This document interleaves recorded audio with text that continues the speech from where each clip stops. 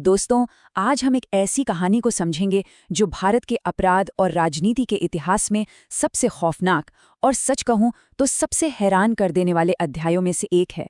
इस कहानी में बेहिसाब सत्ता है, खौफ है, अंधा पैसा है और अंत में एक ऐसा पतन है जिसकी गूंज पूरे देश ने सुनी। तो चलिए बिना किसी देरी के इस विश्लेषण की गहराई में उतरते हैं और ये समझने की कोशिश करते हैं कि कैसे एक बेहद साधारण सी पृष्ठभूमि से उठा शख्स पूरे 4 दशकों तक एक शहर को खौफ में जकड़े रख सकता है। इस पूरी कहानी की गंभीरता को समझने के लिए हमें सबसे पहले 15 अप्रैल 2023 की उस रात में जाना होगा। रात का समय है, कॉल्विन अस्पताल के बाहर मीडिया का भारी जमावड़ा लगा है। पुलिस के कड़े पहरे के बीच वैन से 2 कैदी उतरते हैं।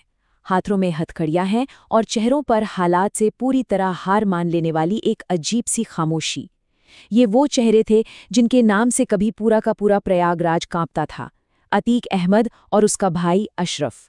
जब मीडिया के लोग अतीक से पूछते हैं कि वो अपने बेटे के जनाजे में क्यों नहीं जा पाया, तो एक हारे हुए, थके हुए माफिया डॉन के मुंह से बड़े ही बुझे हुए स्वर में ये आखिरी शब्द निकलते हैं, नहीं ले गए तो नहीं गए। और ठीक इसी जवाब के कुछ ही सेकंड बाद गोलियों की वो आवाज गूंजती है जिसने सबको सन्न कर दिया। रात के ठीक 10 बजे का वक्त था। सिर्फ 10 सेकंड के अंदर लाइव टेलीविजन कैमरों और भारी पुलिस बल के बिल्कुल सामने 3 युवकों ने अंधाधुंध फायरिंग करके उस आतंक का हमेशा के लिए अंत कर दिया जो पिछले 40 सालों से पनप रहा था। ये कोई आम घटना नहीं थी, यह एक बहुत लंबी, गहरी और जटिल कहानी का बेहद हिंसक क्लाइमैक्स था। पर इस खौफनाक अंत की नींव आखिर रखी कहाँ गई थी? चलिए 40 साल पीछे चलते हैं और देखते हैं अंडरवर्ल्ड की इस शुरुआत को, 1979 से 1989 के उस दौर में। तो कहानी शुरू होती है इलाहाबाद, जिसे आज हम प्रयागराज कहते हैं, उसके चकिया मोहल्ले की तंग गलियों से। अतीक 10वीं की परीक्षा में फेल हो चुका था, लेकिन उसकी असल भूख पढ़ाई के लिए थी ही नहीं, वो तो बेहिसाब दौलत चाहता था। शुरुआत हुई रेलवे यार्ड से कोयला चुराने से, लेकिन पैसों की हवस इतनी ज्यादा थी कि इसी कोयले के धंधे में हुए एक विवाद को लेकर उसने अपनी पहली हत्या कर दी। और बस यहीं पर उसे एक खौफनाक फॉर्मूला समझ आ गया।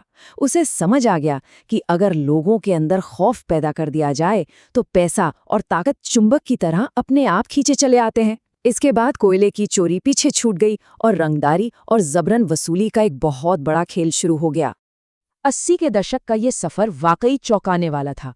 उस समय इलाहाबाद का सबसे खौफनाक माफिया हुआ करता था चंद बाबा।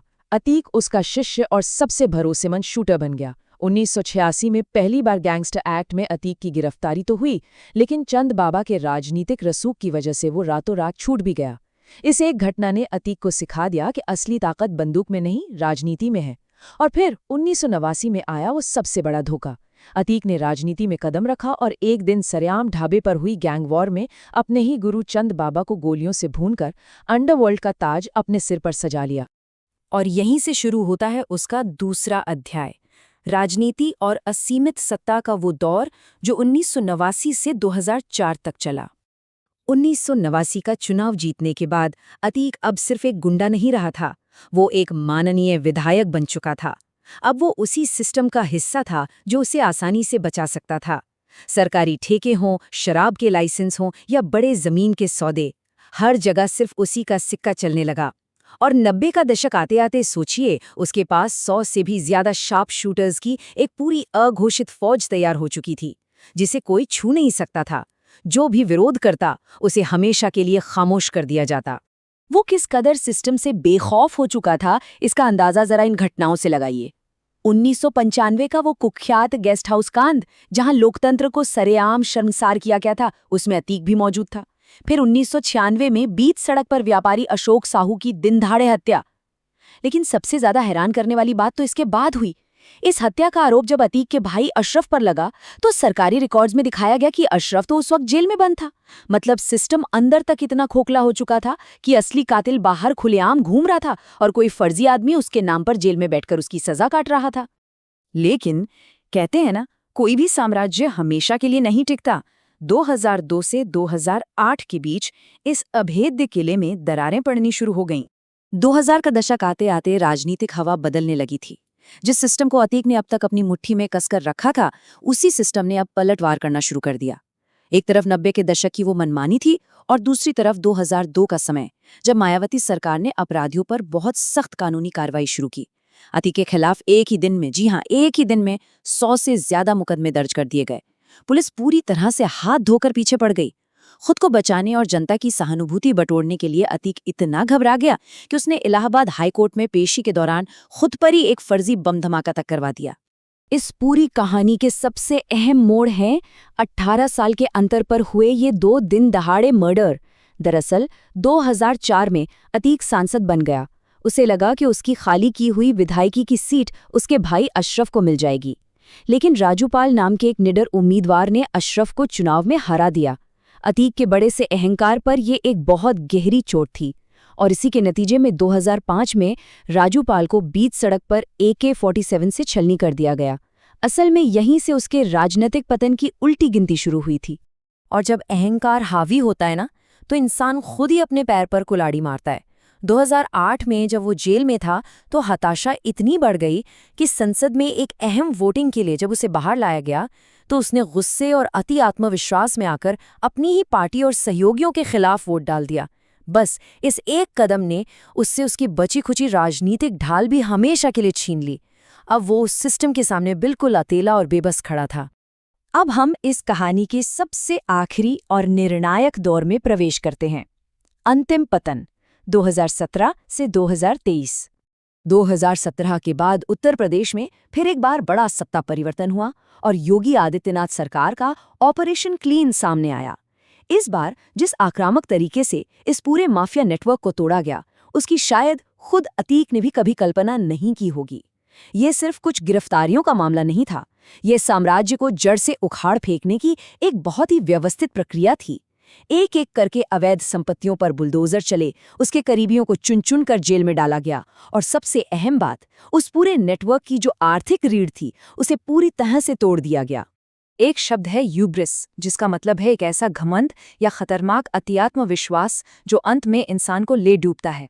अतीक का सब कुछ छिन रहा था, लेकिन उसका वो अहंकार अभी भी जिंदा था। उसे लगा कि अगर लोगों के दिलों से उसका खौफ खत्म हो गया तो उसका वजूद ही मिट जाएगा। बस इसी मरते हुए खौफ को फिर से जिंदा करने की हताशा में उसने 2023 में राजूपाल हत्याकांड के मुख्य गवाह उमेश पाल की दिन दहाड़े हत्या करवा दी। ये उसकी जिंदगी की सबसे बड़ी भूल साबित हुई, क्योंकि इस बार उसने नए सिस्टम की बर्दाश्त करने की सीमा का बिल्कुल गलत अंदाजा लगा लिया था। उमेश पाल की हत्या के बाद जो हुआ वो अभूतपूर्व था। जिस साम्राज्य को बनने में 40 साल लगे थे, वो कुछ ही हफ्तों में ताश के पत्तों की तरह ढह गया। मार्च में पहली बार उसे किसी केस में उम्र कैद की सजा सुनाई गई। फिर अप्रैल में पुलिस एनकाउंटर में उसका बेटा असद मारा गया। जिस डॉन ने सारी जिंदगी अदालतों और पुलिस के सामने मूंछों पर ताव दिया था, वो अब उसी पुलिस वैन में बैठकर फूट फूट कर रो रहा था। वो पूरी तरह टूट चुका था। और यही पूरा घटनाक्रम हमें वापस कोलविन अस्पताल के उसी आंगन में ले जाता है जहां रात के 10 बजे उन 10 सेकंड की गोलियों की तड़तड़ाहट ने सब कुछ शांत कर दिया। लेकिन जाते जाते ये अंत अपने पीछे एक बहुत बड़ा सवाल जरूर छोड़ गया। सोचिए, पुलिस की इतनी भारी सुरक्षा के बीच सरेआम लाइव कैमरों के सामने 3 युवक आते हैं, एक इतने बड़े माफिया को ढेर कर देते हैं और भागने की एक बार कोशिश तक नहीं करते। क्या ये वाकई सिर्फ अपराध की दुनिया में नाम कमाने का एक पागलपन था, या फिर ये एक बहुत बड़ी साजिश थी, किसी ऐसे इंसान को हमेशा के लिए चुप कराने की जिसके तार अंतर्राष्ट्रीय हथियारों की सप्लाई तक जुड़े थे और जिसके सीने में कई सफेदपोशों के गहरे राज दफन थे? ये एक ऐसा सवाल है जिसका जवाब शायद कभी पूरी तरह से बाहर न आ पाए, लेकिन ये हमें अपराध और सत्ता की इस दुनिया की उस काली सच्चाई के बारे में सोचने पर जरूर मजबूर कर देता है।